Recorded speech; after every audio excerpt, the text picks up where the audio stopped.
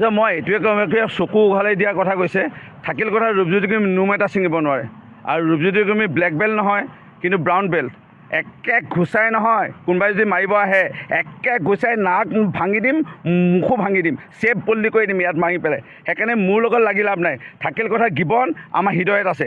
এই গিবনৰ কিবা এটা ইয়াত গছপুলি উঘালাৰ আগত কোনোবা কোম্পানী যোনে হয়তো আমাৰ ঘৰৰ খুঁটা এটা হিলাব লাগিব। এই গিবনক আমি একো কৰিবলৈ নিদিওঁ। তহঁতি যে প্ৰতিবাদ কৰিছিল, আপুনি ক'বলৈ তহঁতক বেয়া লাগিছে। তহঁতি যে প্ৰতিবাদ কৰিছিলি, এবাৰ এটা গছপুলি ৰুই পাইছ গিবনত? এই গছপুলি ৰুই পাইছ? এটা ফুলৰ পুলি ৰুই পাইছ? ইয়াত প্ৰতিবাদ কৰিব আহিছ? তহঁতৰ যে নেতাসকল আজি ট্ৰেইনিঙত আজি যে ফচিছে, ইয়াৰ পৰা বাচিবৰ কাৰণে এইবোৰ ৰাজনীতি কৰিছ।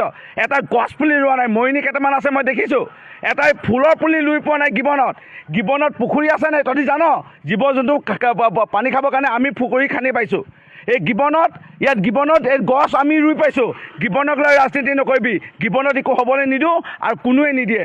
আৰু তহঁতি ইয়াত ৰাজনীতি কৰিবলৈ নাহিবি, একে ঘুচাই নাক ভাঙি যাব।